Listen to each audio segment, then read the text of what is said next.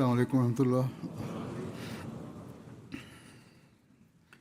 أشهد أن لا إله إلا الله وحده لا شريك له وأشهد أن محمدا عبده ورسوله أما بعد فأعوذ بالله من الشيطان الرجيم. بسم الله الرحمن الرحيم. الحمد لله رب العالمين الرحمن الرحيم مالك يوم الدين إياك نعبد وإياك نستعين اهدنا الصراط المستقيم صراط الذين أنعمت عليهم غير المغضوب عليهم ولا الضالين. الذين ينفقون أموالهم بالليل والنهار سرا وعلانية ولهم أجرهم عند ربهم ولا خوف عليهم ولا هم يحزنون. وفي أموالهم حق للسائل والمحروم.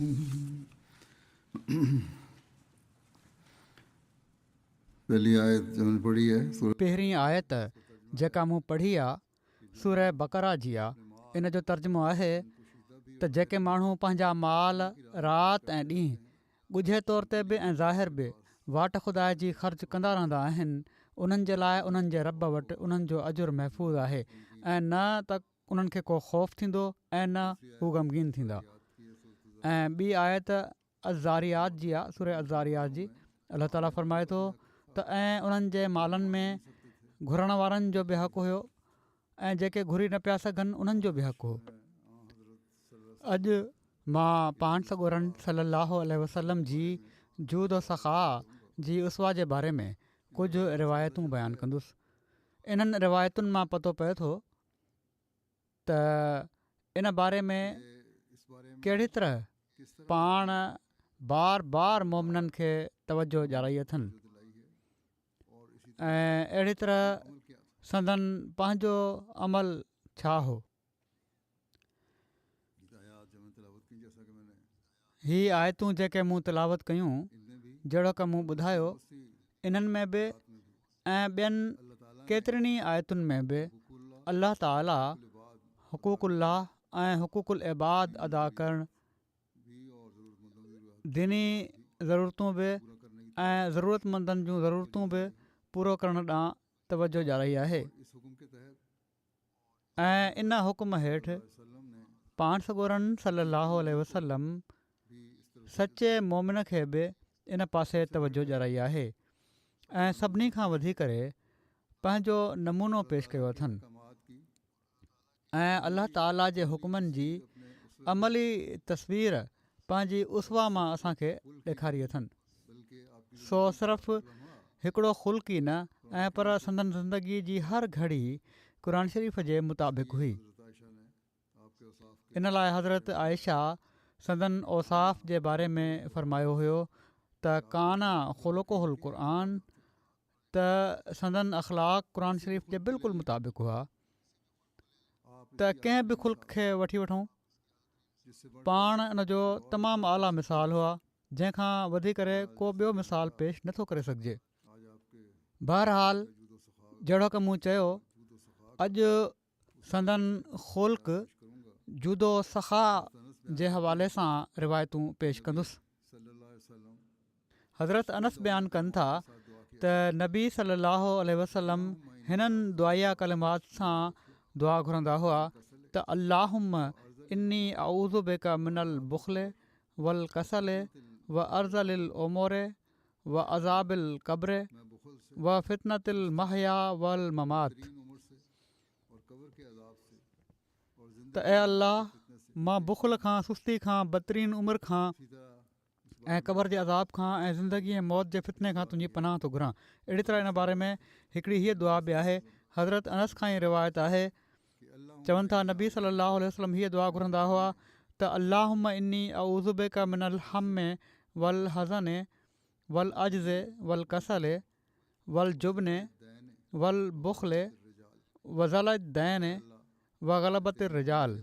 त ए अल्लाह मां तुंहिंजी पनाह वठां थो फ़िक्र ऐं ग़म खां ऐं आजिज़ी ऐं सुस्ती खां ऐं बुज़दिली ऐं कंजूसी खां ऐं कर्ज़ जे घणे थी वञण खां ऐं माण्हुनि जे ग़लबे खां।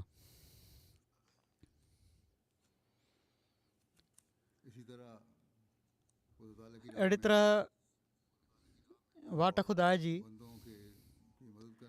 ऐं ॿारनि जी मदद करण जे हवाले सां पाण हीअ नसीहत बि फ़रमायूं मुमिननि खे। हज़रत अस्मा रज़ियल्लाहु तआला अन्हा बयानु कनि थियूं त नबी सलाहु अलैहि वसल्लम मूंखे फ़रमायो त थैली खे ॿधी न रखंदी कर, खोल न त तोखां रोकियो वेंदो।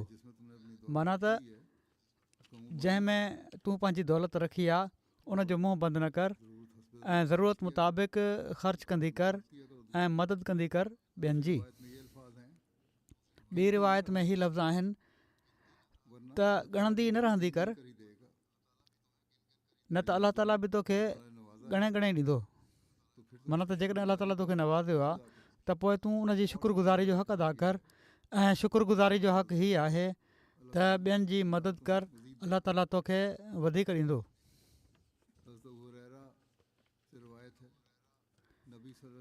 हज़रत अबू हुरैरा खां रिवायत आहे, नबी सलाहु अलैहि वसल्लम फ़रमायो सखावत करण वारो अल्लाह जे वेझो आहे, जन्नत जे वेझो आहे, माण्हुनि जे वेझो आहे, बाहि खां परे आहे ऐं बख़ील अल्लाह खां परे आहे, जन्नत खां परे आहे, माण्हुनि खां परे आहे ऐं बाहि जे वेझो आहे।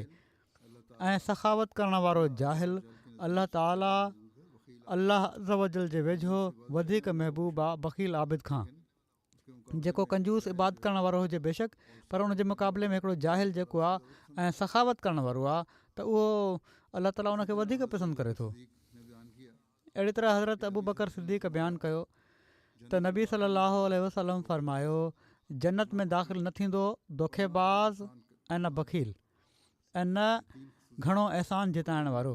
हीअ टे ख़ुसूसियतूं आहिनि, दोखो ॾियण वारो, कंजूस माण्हू, बख़ील माण्हू।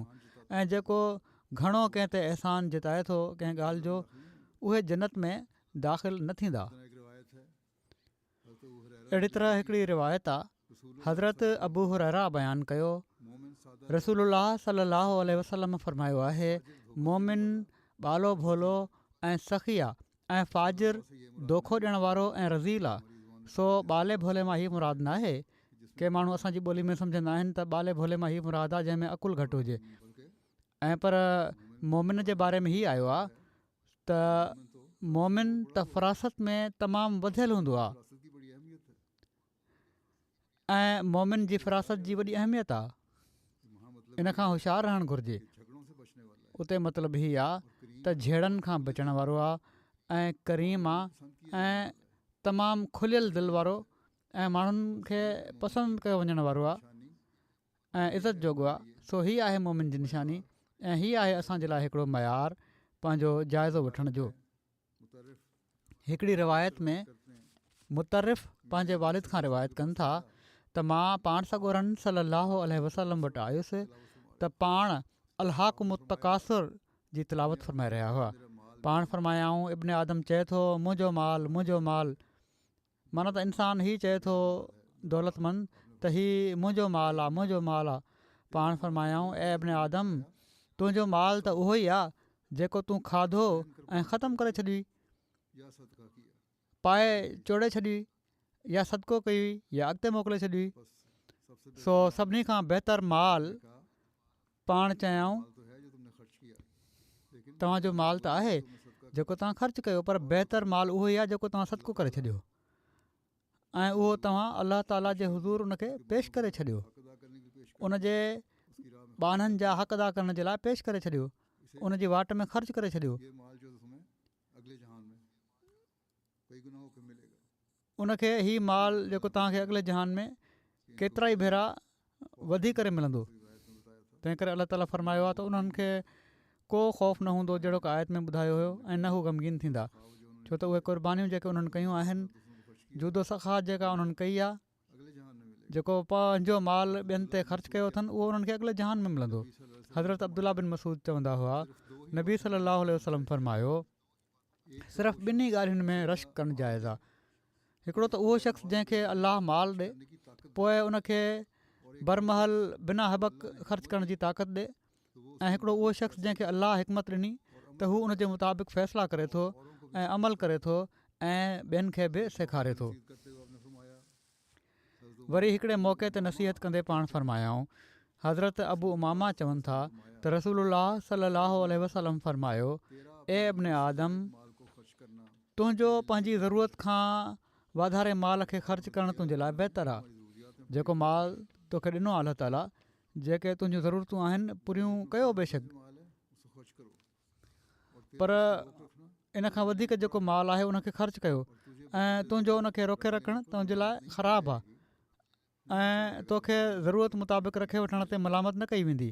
न पुछियो वेंदो तोखां जेका ज़रूरत तूं पूरी कई, छाजे लाइ माल रखी, ऐं तूं उनखां शुरू कर जंहिंजी परवरिश तुंहिंजे ज़िमे आहे।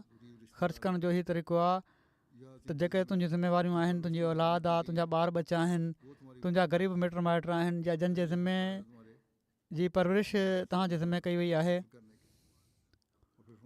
उहे तव्हांजा पहिरियां हक़दार आहिनि तव्हांजे माल मां मदद हासिलु करण जा। ऐं वरी फरमाइनि था त मथियों हथु हेठें हथ खां बहितरु आहे। हज़रत अब्दुल्ला बिन मसूद चयो, नबी सल्लल्लाहु अलैहि वसल्लम फरमायो त तव्हां मां केरु अहिड़ो आहे जो जंहिंखे पंहिंजे वारिस जो माल ख़ुदि पंहिंजे माल खां वधीक प्यारो हुजे। को अहिड़ो शख़्स आहे जो जेको चए त मुंहिंजे वारिस खे जेको मां माल ॾेई पियो थो वञा, उहो मूंखे जेको मां पाण वटि रखियो आहे या पंहिंजे मथां ख़र्चु कयां पियो थो, उनखां वधीक प्यारो आहे। माण्हुनि चयो, या रसूलल्लाह, असां मां त को बि अहिड़ो कोन्हे जंहिंखे पंहिंजो माल वधीक प्यारो न हुजे। बहरहाल जेको असां वटि आहे उहो असांखे वधीक प्यारो आहे। पाण फरमायाऊं त पोइ उनजो माल उहो ई आहे जेको उन अॻिते मोकिले छॾियो, ऐं उनजे वारिस जो माल उहो आहे जेको उन पोइ छॾे ॾिनो।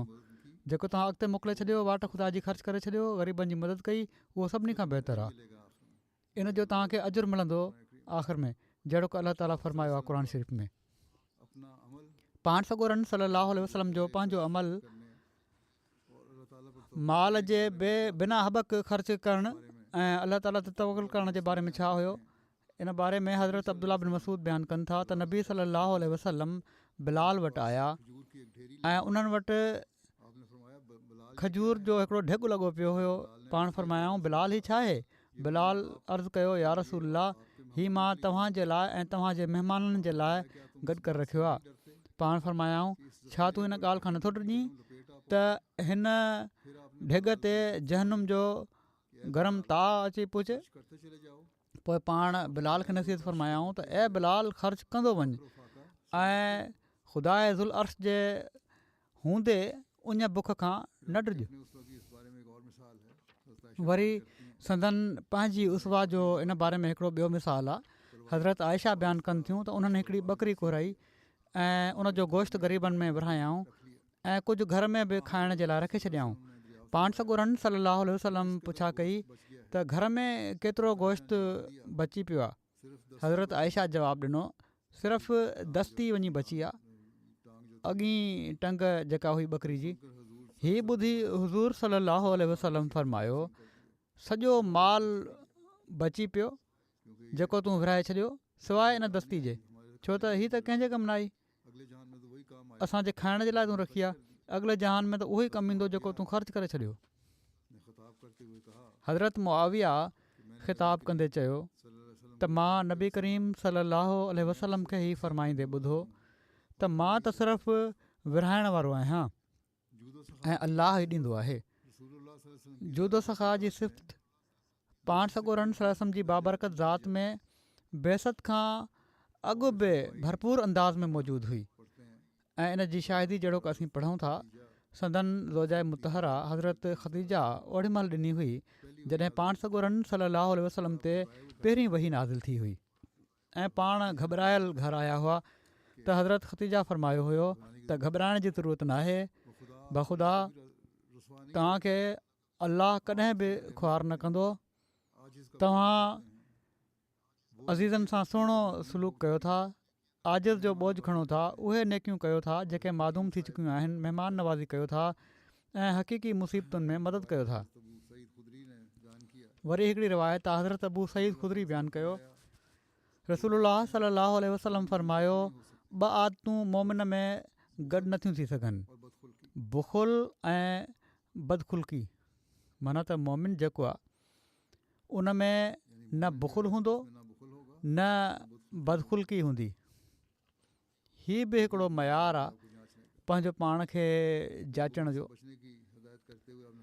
पोइ बुख़ुल खां बचण जी हिदायत कंदे पाण फरमायूं, हज़रत जाबिर बिन अब्दुल्ला खां रिवायत आहे, रसूलुल्लाह सल्लल्लाहु अलैहि वसल्लम फरमायो, ज़ुल्म खां बचो, यकीनन ज़ुल्म क़यामत जे ॾींहं जूं ऊंदाहियूं हूंदो, ऐं बुख़ुल ऐं हिर्स खां बचो, यकीनन बुख़ुल तव्हां खां अॻियनि खे हलाक कयो हुयो ऐं बुख़ुल उन्हनि खे भड़कायो त उन्हनि रतु वहायो ऐं हराम शयुनि खे हिलाल कयऊं। हज़रत अबू हुरैरा बयानु कयो त रसूलुल्लाह सल्लल्लाहु अलैहि वसल्लम फरमायो, कंहिं माण्हू अंदरि कॾहिं बि वाट खुदा जी धूड़ ऐं जहनुम जो दूंहों गॾु नथा थी सघनि, ऐं न ई कंहिं बाने जी दिलि में कॾहिं हिर्स ऐं बुख़ुल ऐं ईमान गॾु थी सघनि था। जहिड़ो की पहिरियां बि हिकिड़ी रिवायत में बयानु थी चुको आहे त हरीस ऐं लालची ऐं कंजूस जेको आहे हीअ कॾहिं बि मोमिन नथो थी सघे। सो हीअ आहिनि मयार। मोमिन बणिजणो आहे त हिर्स खां बि बचिणो पवंदो, लालच खां बि बचिणो पवंदो, कंजूसी खां बि बचिणो पवंदो। हज़रत अबू हुरैरा खां रिवायत आहे त पाण सॻोरनि सल्लल्लाहु अलैहि वसल्लम फरमायो, को ॾींहुं बि अहिड़ो न आहे जो जंहिंमें 2 मलाइक जॾहिं त माण्हू सुबुह जो उथंदा आहिनि नाज़िल न थींदा हुजनि। उन्हनि मां हिकिड़ो चवंदो आहे त ए अलाह ख़र्च करण वारे खे बदल अता कर, ऐं ॿियो चवंदो आहे त ए अलाह बख़ील जो माल ज़ाया वञे, माना जेको ख़र्च करे पियो थो उनखे अञा ॾे उनजे बदिले में, ऐं जेको बुख़ुल करण वारो आहे, कंजूसी करण वारो आहे, उनजे माल खे ज़ाया करे छॾ। हिन दुनिया में बि इन माल में बरकत नाहे पवंदी, इहो ई असां ॾिसूं था। केतिरा ई माण्हू इन ॻाल्हि जो इज़हार कंदा आहिनि, ऐं अॻिले जहान में बि हीउ माल बि उनखे को फ़ाइदो न ॾींदो। अलाह ताला हिकिड़े हंधि फरमायो आहे त वाट खुदा जी जेके उन जी मोहबत में ख़र्च कंदा आहिनि हू उनजो अजुर ॾींदो आहे। हज़रत अनस बिन मालिक बयानु कनि था त रसूलुल्लाह सल्लल्लाहु अलैहि वसल्लम माण्हुनि में सभिनी खां वधीक हसीन हुआ, ऐं माण्हुनि में सभिनी खां वधीक सख़ी हुआ, ऐं माण्हुनि में सभिनी खां वधीक दिलेर हुआ। अहिड़ी तरह हिकिड़ी रिवायत आहे, हज़रत अनस बयानु कनि था त रसूलुल्लाह सल्लल्लाहु अलैहि वसल्लम फरमायो आहे त छा मां तव्हांखे सभिनी सखावत करण वारनि खां वधी करे सखावत करण वारे जे बारे में न ॿुधायां?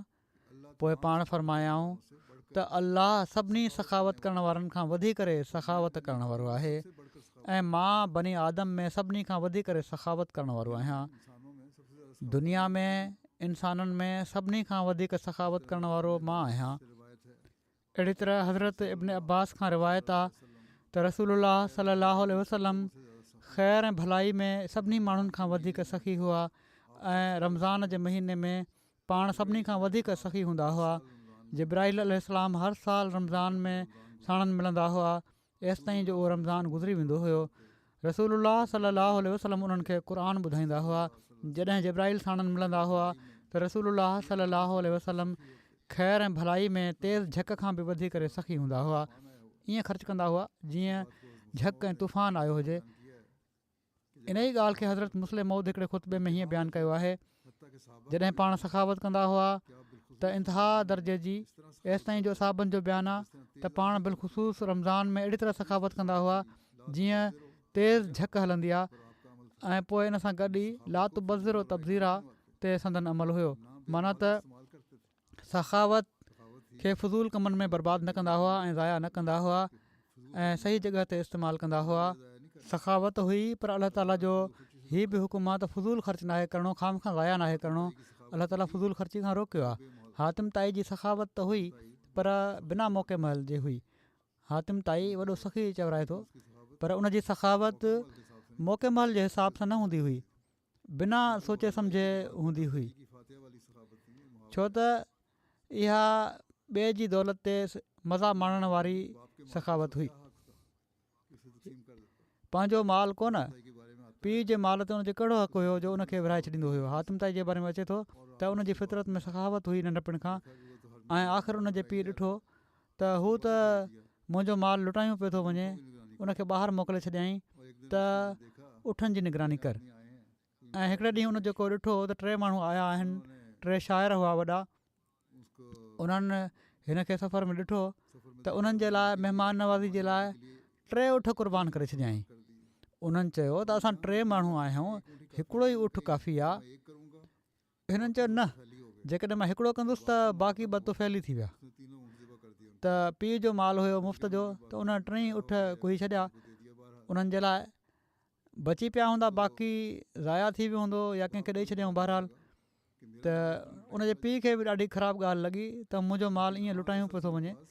पर पाण सॻोरनि सल्लल्लाहु अलैहि वसल्लम वटि जेको माल ईंदो हुयो उहो हुज़ूर जो माल हूंदो हुयो, ऐं क़ुरानी हिदायत जे मुताबिक़ मौक़े महल जे हिसाब सां पाण ख़र्च कंदा हुआ।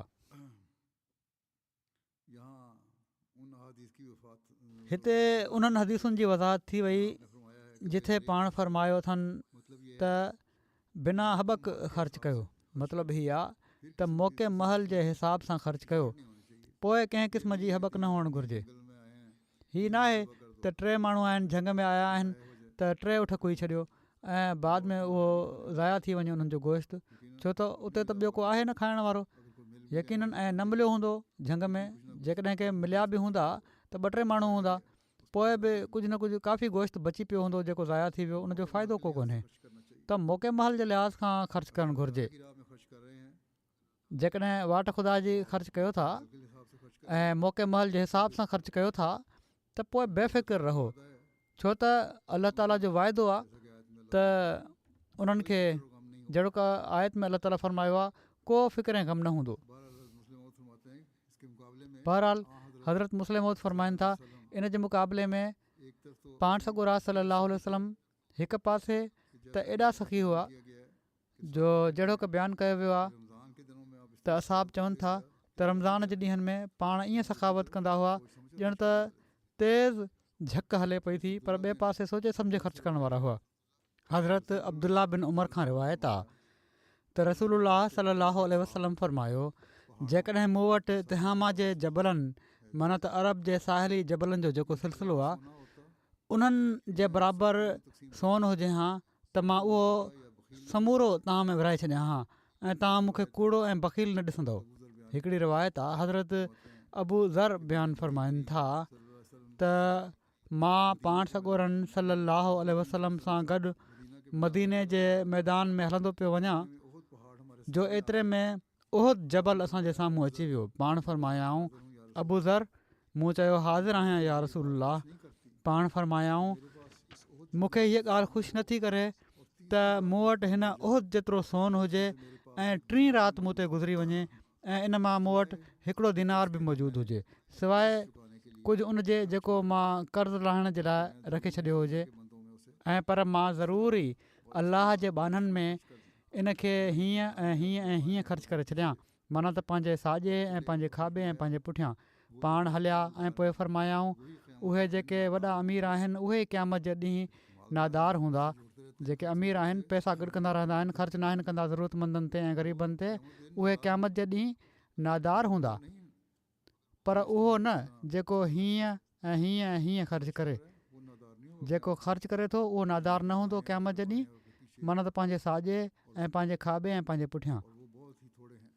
ऐं उहे तमामु ई थोरा आहिनि, अहिड़ा माण्हू पाण फरमाइनि था तमामु थोरा आहिनि जेके हीअं अलाह ताला जी वाट में ख़र्च कंदा आहिनि।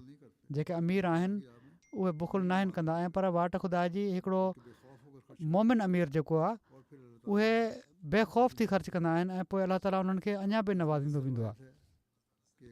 हज़रत अनस खां रिवायत आहे त हिकिड़े शख़्स पाण सॻोरनि सल्लल्लाहु अलैहि वसल्लम खां 2 जबलनि जे विच में जेतिरियूं बि ॿकरियूं हुयूं घुरी वरितियूं ऐं पाण उनखे उहे अता फ़रमाए छॾियऊं। पोइ हू पंहिंजी क़ौम वटि आयो ऐं चयईं त ए मुंहिंजी क़ौम, इस्लाम क़बूले वठो ख़ुदा जो कसम मोहम्मद सल्लल्लाहु अलैहि वसल्लम त एॾो ॾियनि था जो गुरबत जो डपु नथो रहे। हज़रत अनस चवनि था कॾहिं कॾहिं को माण्हू सिर्फ़ु दुनिया जे लाइ इस्लाम क़बूलु कंदो हुयो, पर जीअं ई इस्लाम क़बूलु कंदो हुयो त इस्लाम उनखे दुनिया व माफ़िया खां वधीक महबूब थी वेंदो हो। हज़रत अनस बिन मालिक चवनि था त नबी करीम सल्लल्लाहु अलैहि वसल्लम सुभाणे जे लाइ का शइ बचाए न रखंदा हुआ। हज़रत उतबा बिन हारिस बयानु कयो त नबी सल्लल्लाहु अलैहि वसल्लम असांखे टे पहर जी नमाज़ पढ़ाई, पोइ उनखां पोइ पाण सॻोरा सल्लल्लाहु अलैहि वसल्लम तकड़ में घर विया ऐं थोरी देरि खां पोइ ॿाहिरि अची विया। रावी चवनि था त मां हुज़ूर खां पुछियो या कंहिं ॿिए पुछियो त पाण फरमायाऊं त मां घर में सदके जे माल मां सोन जो हिकिड़ो टुकड़ो छॾे आयो हुउसि, मूं पसंदि न कयो त उहो सॼी राति मूं वटि रहे, तंहिं करे मां उनखे विराए छॾियो। हज़रत उम्मे सलमा फ़रमाइनि थियूं त पाण सॻोरा सल्लल्लाहु अलैहि वसल्लम मूं वटि आया ऐं संदन चहिरे जो रंग मटियलु हो। हज़रत उम्मे सलमा फ़रमाइनि थियूं त मूं सोचियो त कंहिं तकलीफ़ या सूर जे करे ईअं हूंदो। चवनि थियूं मूं अर्ज़ु कयो या रसूलल्लाह, मां तव्हांजे चहिरे जो रंग मटियलु ॾिसां पई थी, छा कंहिं तकलीफ़ जे करे ईअं? पाण फरमायाऊं न, उन्हनि 7 दीनारनि जे करे आहे जेके असां वटि शाम जो आया हुआ ऐं राति गुज़री वई ऐं असां उन्हनि खे ख़र्च न कयोसीं। मां उन्हनि खे हंध जी कुंड में विसारे छॾियो ऐं मूंखे यादि आयो त मूंखे सख़्तु इन जो फ़िक्रु पैदा थियो। हज़रत उक़बा खां मरवी आहे, उन्हनि चयो त मां नबी करीम सल्लल्लाहु अलैहि वसल्लम जे पुठियां मदीने में 3 पहर जी नमाज़ पढ़ी, पाण सलाम वरायाऊं ऐं तकड़ में उथी खड़ा थिया ऐं माण्हुनि जे कंधनि जे भरिसां लंघंदे पंहिंजी अज़वाज मुतहरात जे हुजरे ॾांहुं विया। माण्हू संदन इन तकड़ जे करे घबराए विया। पोइ पाण उन्हनि वटि ॿाहिरि आया ऐं ॾिठाऊं त हू संदन इन जल्दी जे करे हैरत में आहिनि। इन ते पाण सॻोरनि सल्लल्लाहु अलैहि वसल्लम फरमायो, मूं वटि कुझु सोन हो जेको मूंखे यादि आयो ऐं मां पसंदि न कयो त हू मुंहिंजी तवजो खे ज़िक्र इलाही खां रोके, तंहिं करे मां उनखे विरहाइण जे लाइ चई छॾियो आहे। हज़रत मसीह मौद अलैहिस्सलाम फरमाइनि था त पाण सॻोरनि सल्लल्लाहु अलैहि वसल्लम जी हीअ हालत हुई त वटनि जेको कुझु हूंदो हुयो उहो सखावत करे छॾींदा हुआ। हिकु भेरे संदन घर में हिकिड़ी मोहर हुई, पाण उहा खणी विराए छॾियऊं।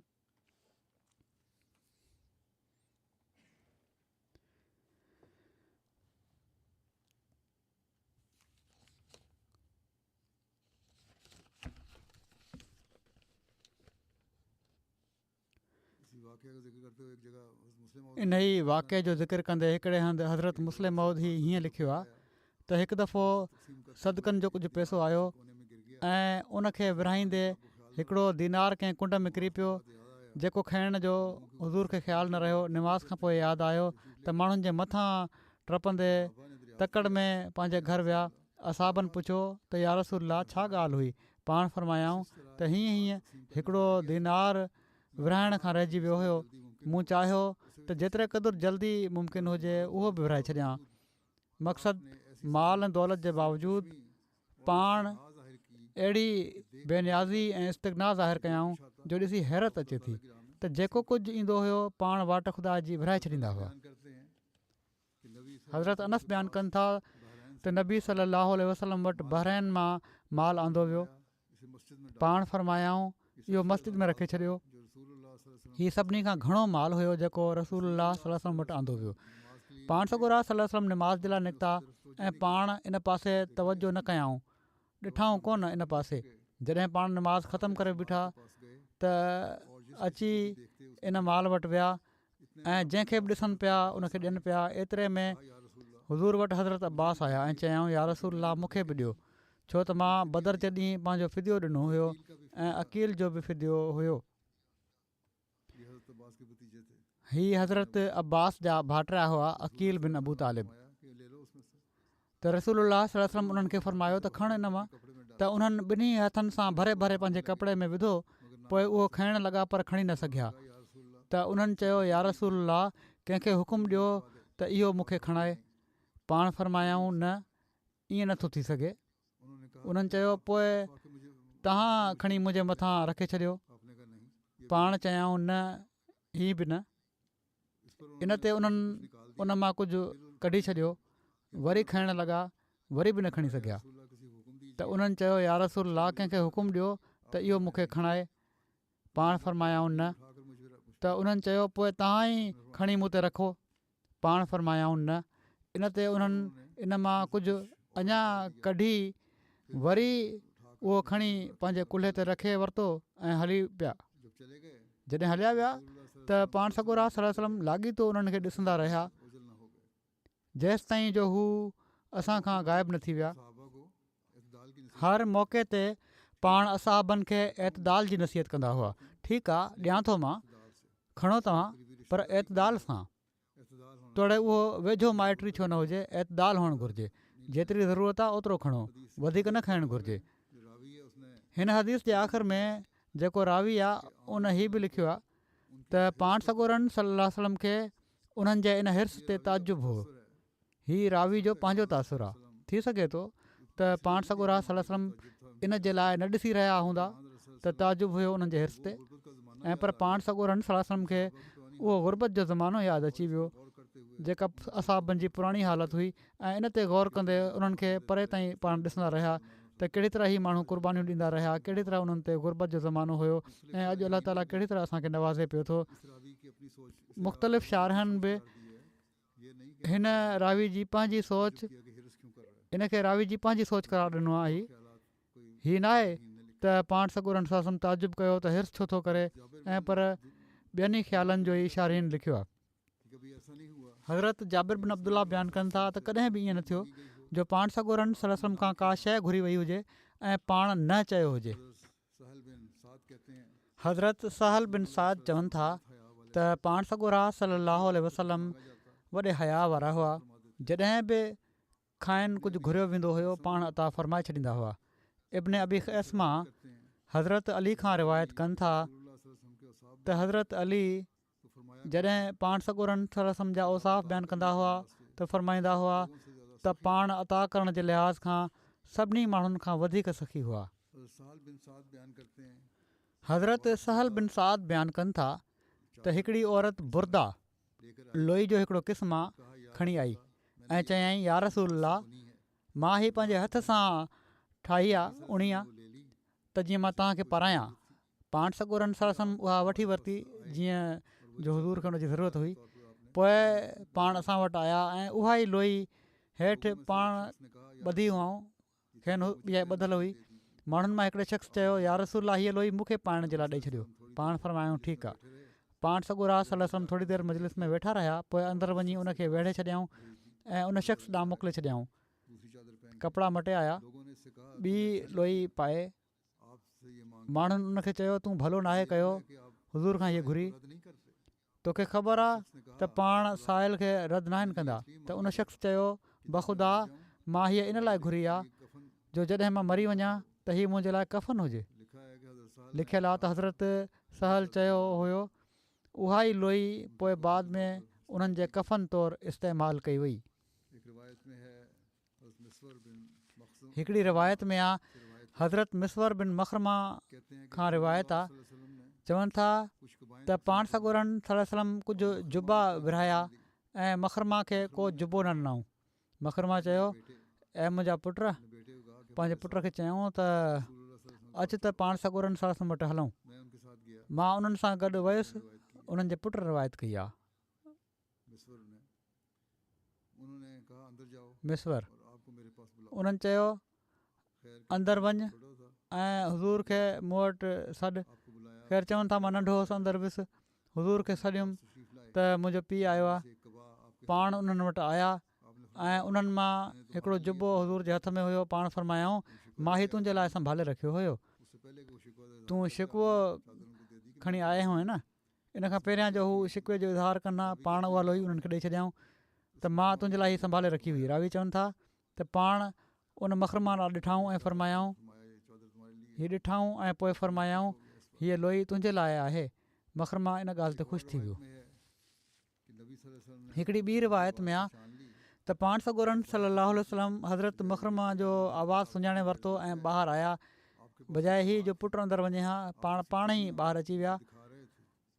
हुज़ूर वटि हिकिड़ो जुबो हुयो। पाण उन जूं ख़ूबियूं उन्हनि खे ॾेखारे रहिया हुआ ऐं फरमाए रहिया हुआ त हीअ मां तुंहिंजे लाइ संभाले रखियो हुयो। मां हीउ तुंहिंजे लाइ संभाले रखियो हुयो। हज़रत अनस बिन मालिक खां रिवायत आहे त मां पाण सॻोरनि सलम सां गॾु वञी रहियो हुयुसि।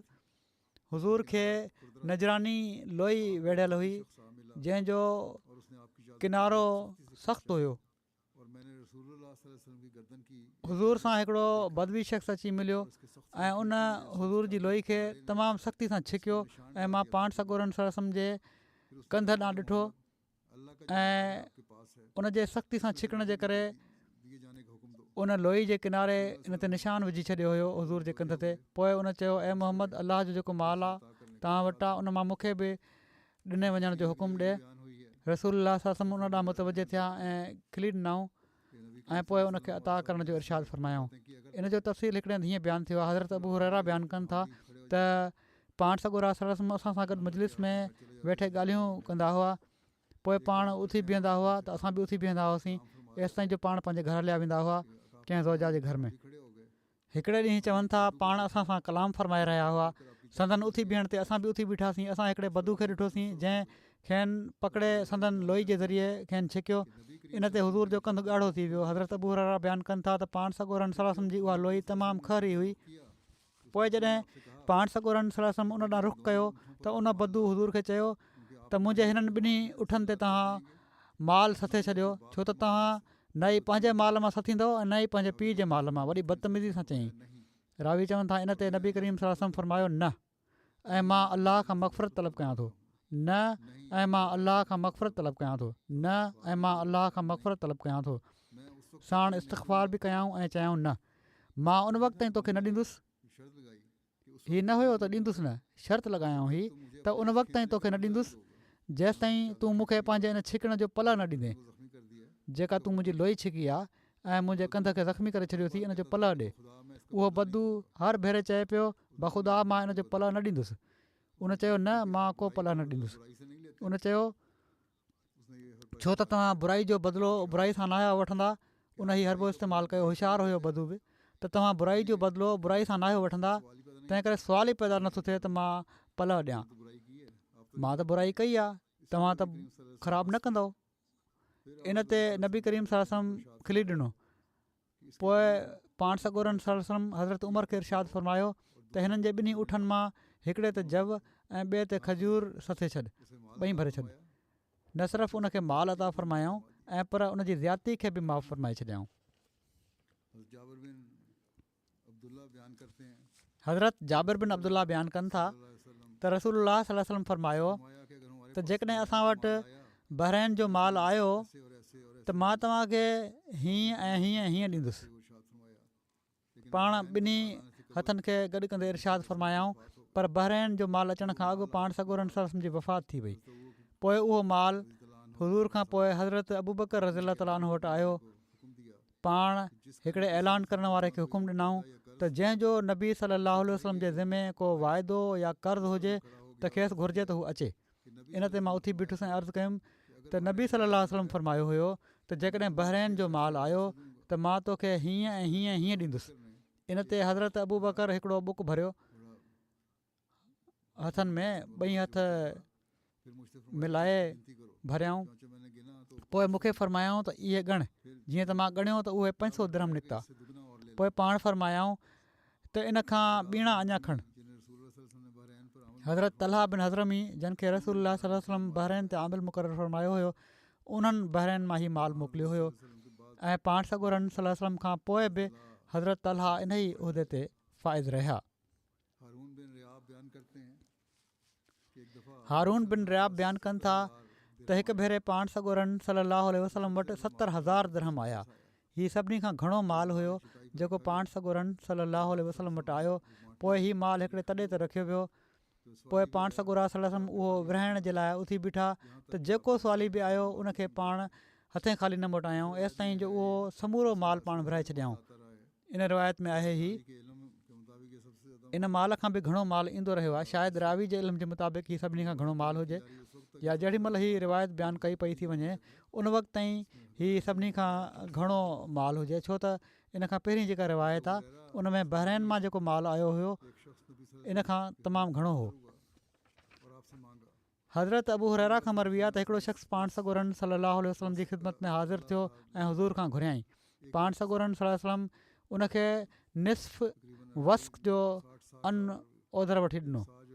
हिकिड़ो वस्क तक़रीबन 2.5 साह जो ऐं हिकिड़ो साह जेको आहे 2.5 सेर जे बराबरि हूंदो आहे। पोइ ओधर वारो शख़्स इहो घुरणु आयो त पाण उनखे हिकिड़ो वस्क अता फ़रमायाऊं ऐं फ़रमायाऊं निसफ़ उन जे कर्ज़ जी अदायगी जे तौर ते ऐं निसफ़ इन जे लाइ तोहफ़े तौरु आहे। हीउ कर्ज़ु मोटाइण जो सुहिणो तरीक़ो आहे। उनखां निसफ़ वस्क अन वठी ओधर ॾिनी हुआ। ओधर करण वारे खे पंहिंजो पूरो वस्क ॾिनऊं। हीअ आहे कर्ज़ु मोटाइण जो सुहिणो तरीक़ो। न ही त असुलु कर्ज़ु जेको आहे उहो बि मोटाइण में लतो लाल खां कमु वरितो वञे।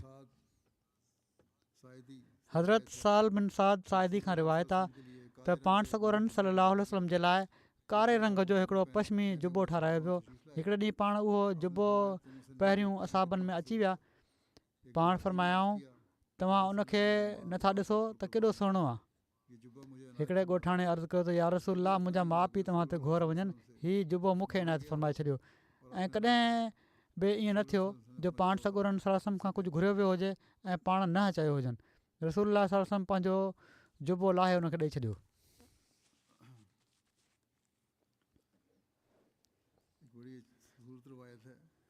हिकिड़ी तमामु ख़ूबसूरत रिवायत आहे। हज़रत इब्न उमर बयानु कनि था त रसूलुल्लाह सल्लल्लाहु अलैहि वसल्लम हिकिड़े कपिड़ो विकिणण वारे खां 4 दिरहम में हिकिड़ी कमीज़ ख़रीद कई। उहा कमीज़ पाए पाण सॻोरा सल्लल्लाहु अलैहि वसल्लम ॿाहिरि आया त अंसार मां हिकिड़े शख़्स चयो त ए अलाह जा रसूल सल्लल्लाहु अलैहि वसल्लम, हीअ कमीज़ मूंखे पाराए छॾियो।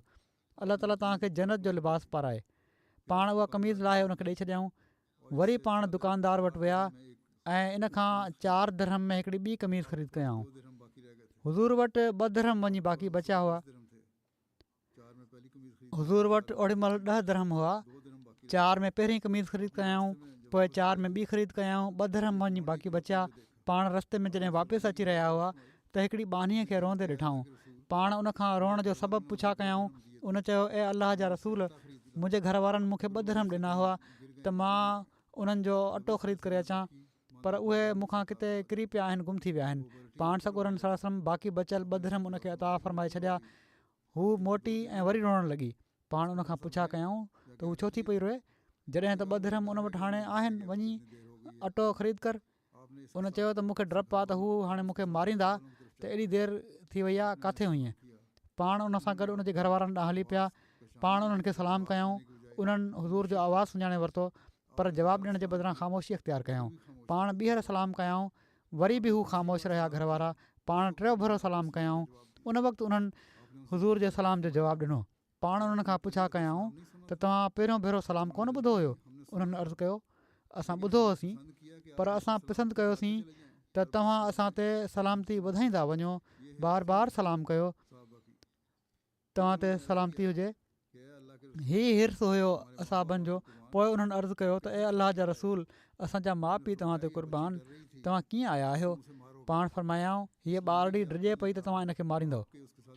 इन बानी जे आका चयो तव्हांजे इन सां गॾु अचण जे करे मां इन बानी खे अलाह ख़ातिर आज़ादु कयो।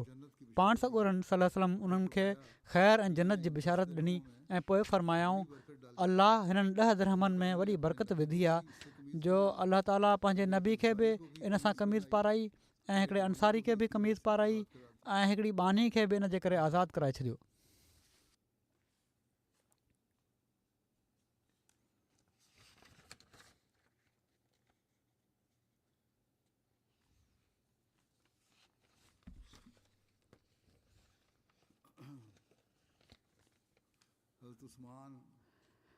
हज़रत उस्मान पाण सॻोरन सल्लल्लाहु अलैहि वसल्लम खे अंगूर जो हिकिड़ो छुॻो तोहफ़े तौरु पेश कयो। ऐं हीअ बि बयानु कयो वञे थो त खजूर जो हिकिड़ो छुॻो हुयो। पहिरियां हिकिड़े हंधि अंगूर आहे, हिकिड़े हंधि खजूर आहे। बहरहाल चवनि था त वरी हिकिड़ो सुवाली आयो त पाण सॻोरन सल्लल्लाहु अलैहि वसल्लम उहो उनखे ॾेई छॾियो। वरी हज़रत उस्मान उनखां हिकिड़े दिरहम में ख़रीद करे वरितो। उहो छुॻो जेको हुयो पाण आंदो हुओ, को ख़ासि क़िस्म जो हूंदो, सुठी खजूर हूंदी। पाण हिकिड़े दिरहम में उनखां ख़रीद करे उन साहिल खां ॿीहर पाण सॻोरन सल्लल्लाहु अलैहि वसल्लम जी ख़िदमत में पेश करे छॾियो। वरी उहो साहिल ॿीहर अची वियो त पाण वरी उनखे ॾेई छॾियऊं। अहिड़ी तरह ही मामिलो टे भेरा थियो। हज़रत उस्मान ख़रीद कनि पिया, पाण सॻुरनि सलम खे पेश कनि पिया, हू अची ॿीहर पियो घुरे, पोइ पाण उन्हनि खे ॾेई पिया छॾनि। बिलाख़िर पाण सॻुरनि सलम नरमी सां उन घुरण वारे खे फ़रमायो, ए फलाणा, छा तूं साहिल आहीं या वापारी? तूं घुरणु आयो आहीं? सुवाली ईअं त न आहिनि कंदा, तूं त दिरहम बि कमाईंदो पियो थो वञी, हीअ त तूं वापारु करें पियो थो। पाण इनकार न कयाऊं, पर वॾे हकीमाणे रंग में नसीहत फ़रमायाऊं त हीउ अमल मुनासिबु नाहे जेको तूं करी पियो थो।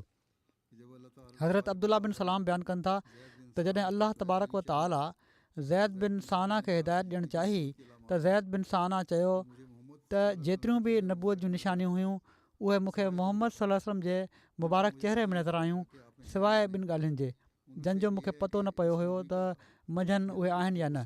उन्हनि मां हिकिड़ी हीअ आहे त हिन नबी जो हिल्म उन जे कावड़ ते ग़ालिबु हूंदो। ॿी ॻाल्हि हीअ आहे त जेतिरो बि उन सां जहालत सां पेश अचिजे, हू अञा बि घणो हिल्म ऐं बुर्दबारी में वधंदो। ऐं मां इन जी जुस्तजू में रहियुसि त कॾहिं मौक़ो मिले त इन्हनि निशानियुनि खे बि आज़मायां। बहरहाल आज़माइण त ॿियो हुयो, पर मौक़ो हीअं पैदा थियो जो ज़ैद बिन साना चवनि था त हिकिड़े ॾींहुं पाण सॻुरा सल्लल्लाहु अलैहि वसल्लम घरां ॿाहिरि आया, हुज़ूर सां गॾु हज़रत अली बिन अबी तालिब बि हुआ। इन दौरान हिकिड़ो सुवार आयो जेको बदवी माना त ॻोठाणो पियो लॻे। उन अर्ज़ु कयो त या रसूलल्लाह, बनू फलाणे जे ॻोठु बुसरा जा माण्हू मुस्लमान थी विया आहिनि ऐं मां उन्हनि खे चयो हुयो त जेकॾहिं हू मुस्लमान थी वञनि त उन्हनि खे खुलियो रिज़्क़ मिलंदो। हाणे हू मींहं जी कमी जे करे ॾुकार ऐं सख़्ती में पियल आहिनि। या रसूलल्लाह, मूंखे डपु आहे त किथे हू हिर्स ऐं लालच में अची इस्लाम खां न निकिरी वञनि। जहिड़ी तरह जो हू रिज़्क़ जी कुशादगी जे लालच ते मुस्लमान थिया हुआ, जेकॾहिं तव्हां महिरबानी फ़रमाए छॾियो ऐं मुनासिबु सम्झो त उन्हनि ॾांहुं कुझु मोकिले उन्हनि जी मदद ऐं दिलदारी फ़रमाए छॾियो। पाण उन शख़्स ॾांहुं ॾिठाऊं ऐं पाण सॻुरनि सां गॾु हज़रत अली हुआ। उन्हनि बि अर्ज़ु कयो त हिन महिल त का अहिड़ी शइ कान्हे जेका मदद जे लाइ तुर्त मोकिली वञे। ज़ैद बिन साना चवनि था त मां हुज़ूर जे वेझो थियुसि, ॾिसां पोइ मां वेझो बीठो हुउसि ऐं चयुमि त ए मोहम्मद सल्लल्लाहु अलैहि वसल्लम, छा बनू फलाणे जे बाग़ जूं खजूरूं हिकिड़े तयशुदा मिक़दार ऐं तयशुदा मुदत जे शर्त ते विकिणी सघो था? पाण फ़रमायाऊं, ए यहूदी हुआ आस्थाना, तयशुदा मिक़दार ऐं मुदत जे शर्त ते त खजूरूं विकिणे सघां थो, पर हीअ शर्त नथो मञी सघां त हीअ खजूरूं फलाणे बनू फलाणे जे बाग़ जूं हूंदियूं। मूं चयो ठीकु आहे, जीअं त पाण मूंसां सौदो करे वरिताऊं। मां पंहिंजी थैली खोली ऐं खेनि सोना 80 मिसकाल पेशगी तौरु ॾेई छॾिया त फलाणे वक़्तु हेतिरियूं खजूरूं तव्हां मूंखे ॾींदव। हिकिड़ो मिसकाल तक़रीबन 4.25 ग्राम जो हिकिड़ो मिसकाल हूंदो आहे।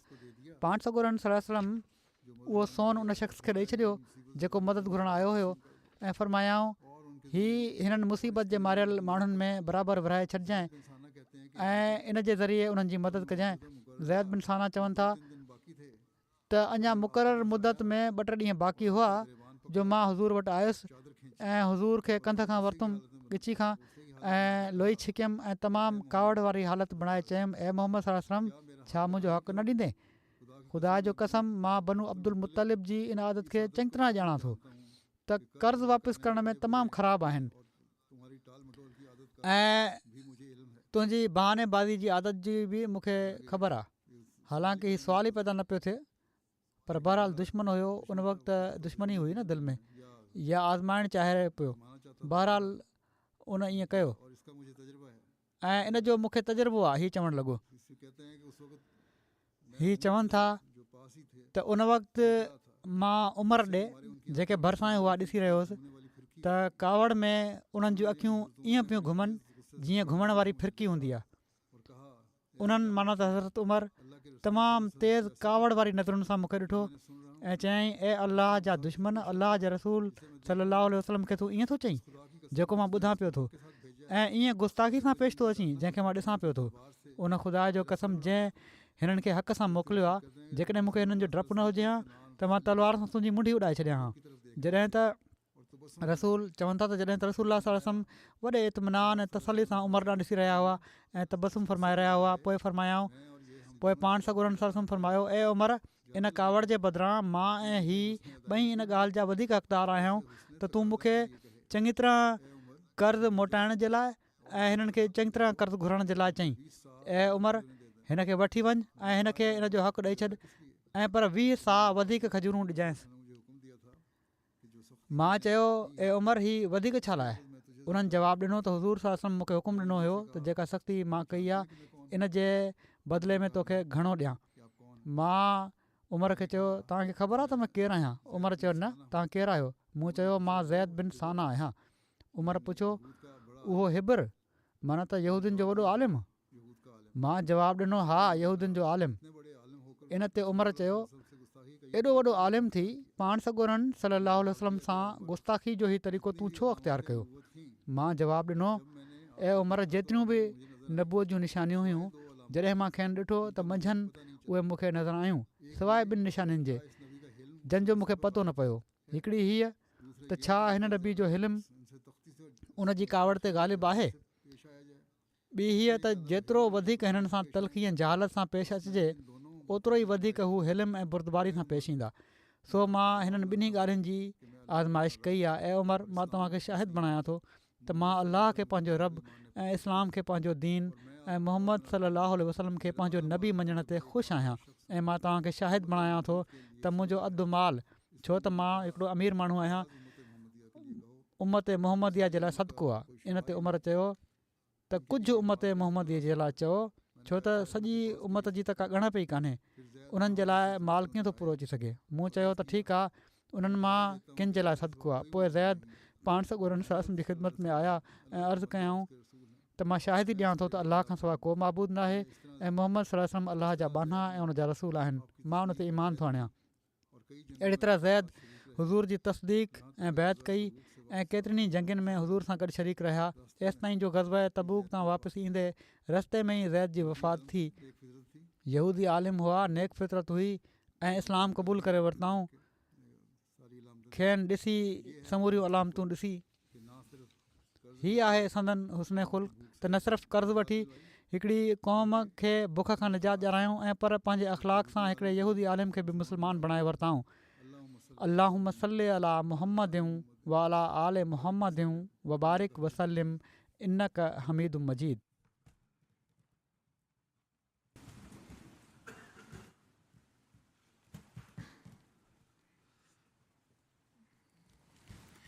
अल्हम्दुलिल्लाह नहमदुहु व नस्तईनुहु व नस्तगफिरुहु व नुमिनु बिही व नतवक्कलु अलैहि व नऊज़ु बिल्लाहि मिन शुरूरि अनफुसिना व मिन सय्यिआति अअमालिना मन यहदिहिल्लाहु फला मुदिल्ल लहु वमन युद्लिल्हु फला हादिय लहु वनशहदु अन ला इलाहा इल्लल्लाह वनशहदु अन्ना मुहम्मदन अब्दुहु व रसूलुहु। इबादल्लाहि रहिमकुमुल्लाह इन्नल्लाह यअमुरु बिल अदलि वल इहसानि व ईताइ ज़िल क़ुर्बा व यन्हा अनिल फ़हशाइ वल मुनकरि वल बग़ि यइज़ुकुम लअल्लकुम तज़क्करून। उज़्कुरुल्लाह यज़्कुरुकुम वदूहु यस्तजिब लकुम वलज़िक्रुल्लाहि अकबर।